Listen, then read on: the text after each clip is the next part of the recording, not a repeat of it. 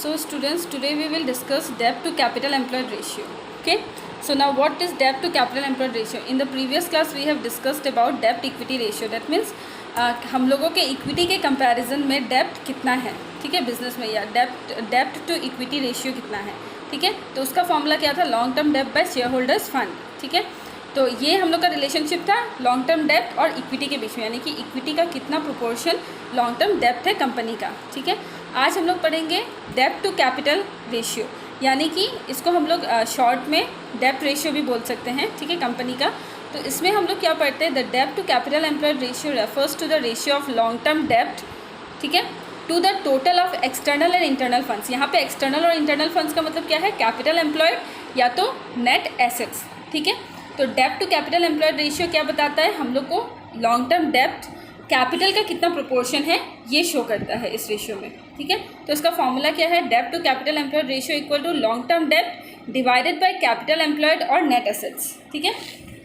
तो यहाँ देखिए ये हम लोग का फॉर्मूला हो गया, डेप्ट टू कैपिटल एम्प्लॉयड रेशियो और डेप्ट ratio equal to long term dept divided by capital employed और नेट एसेट। दोनों में से कोई भी एक हम लोग यूज़ कर सकते हैं। अगर हम लोग कैपिटल एम्प्लॉयड यूज़ करें तो कैपिटल एम्प्लॉयड का फॉर्मूला क्या है? लॉन्ग टर्म डेप्ट प्लस शेयर होल्डर्स फंड, ठीक है। और अगर हम लोग नेट एसेट्स यूज़ कर रहे हैं तो नेट एसेट का फॉर्मूला क्या है? Total assets minus current liabilities. तो जिस तरीके का हम लोग को इन्फॉर्मेशन दिया रहेगा उसके हिसाब से हम लोग फॉर्मूला यूज़ करेंगे, ठीक है। और एक फॉर्मूला है इसका, ये फॉर्मूला क्या है? डेप्ट टू कैपिटल एम्प्लॉयड रेशियो को हम लोग टोटल डेप्ट बाय टोटल एसेट से भी कैलकुलेट कर सकते हैं, ठीक है। यहाँ पे लॉन्ग टर्म डेप्ट है सिर्फ, तो यहाँ पे टोटल डेप्ट में क्या आ जाएगा? Long term plus short term सब आ जाएगा, ठीक है, और करंट लाइबिलिटीज़ भी आ जाएगा, ठीक है। यहाँ टोटल एसेट्स है तो टोटल एसेट्स में सारे एसेट्स आ जाएंगे, करंट और नॉन करंट दोनों आ जाएंगे।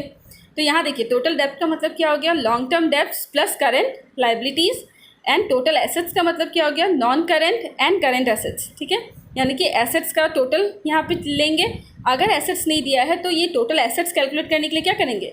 हम लोग को ये पता है कि बैलेंस शीट में liabilities is equal to assets होता है। तो अगर मान लो टोटल एसेट्स नहीं दिया, जैसे कि हम लोगों ने कल लास्ट जो क्लास में हम लोगों ने सम किया था, उस सम में भी हम लोगों ने ऐसा किया था ना कि हम लोग को एसेट्स दिया हुआ था और लाइबिलिटी का टोटल नहीं पता था, तो हम लोगों ने एसेट्स के टोटल को ही लाइबिलिटी का टोटल ले लिया था।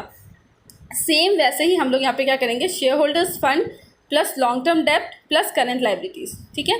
तो share holders fund plus long term डेप्ट प्लस करेंट लाइबिलिटीज़ हम लोग यहाँ पे ऐड करेंगे तो हम लोग को क्या मिल जाएगा? टोटल एसेट्स मिल जाएगा, ठीक है।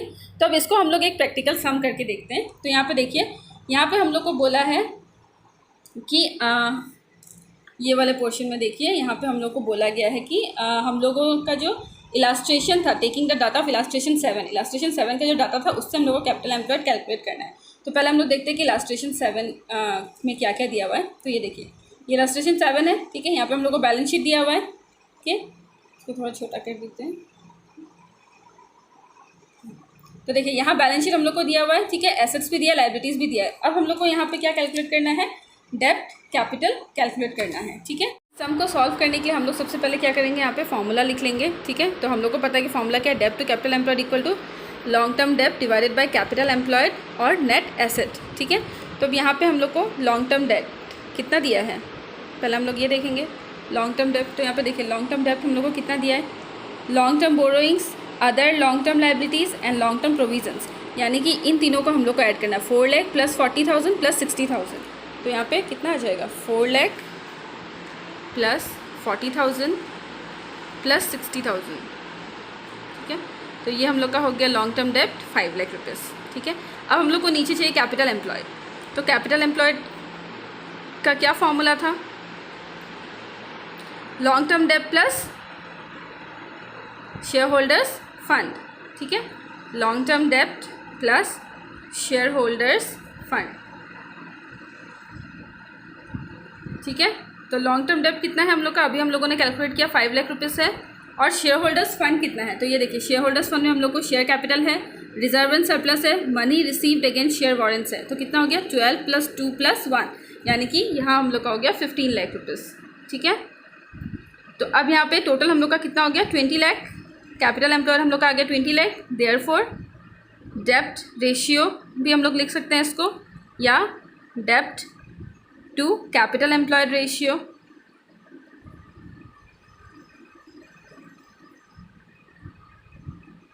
Is equal to long term डेप्ट है ऊपर, तो कितना हो गया 5 लाख डिवाइडेड बाय 20 लाख।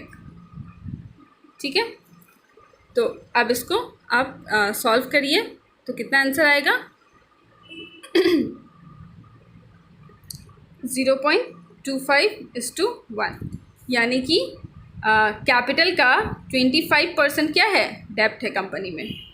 इसका मतलब क्या होता है इंटरप्रिटेशन की, कैपिटल का 25% डेप्ट है कंपनी में।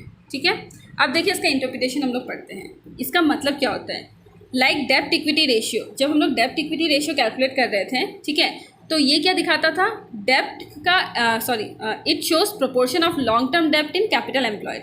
ठीक है, तो यहाँ पे डेप्ट इक्विटी रेशियो के जैसे ही हम लोग का डेप्ट इक्विटी रेशियो में डेप्ट इक्विटी का कितना प्रोपोर्शन डेप्ट है ये शो करता था। यहाँ पे हम लोग टोटल कैपिटल का कितना परसेंटेज डेप्ट है हम लोग ये शो करते हैं।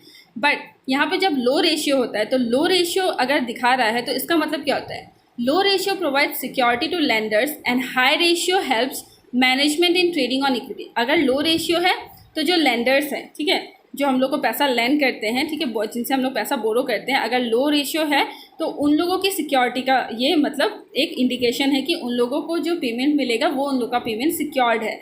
अगर हाई रेशियो होता है तो हाई रेशियो किस चीज़ में हेल्प करता है, high ratio trading on equity को मैनेज करने में।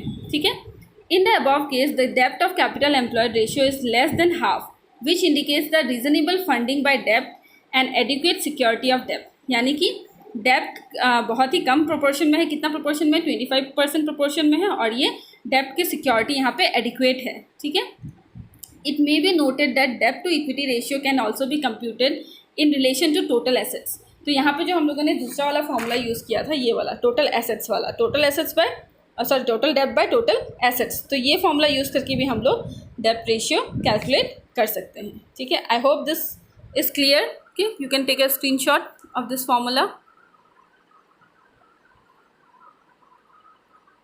So we will discuss proprietary ratio in the next class. Okay.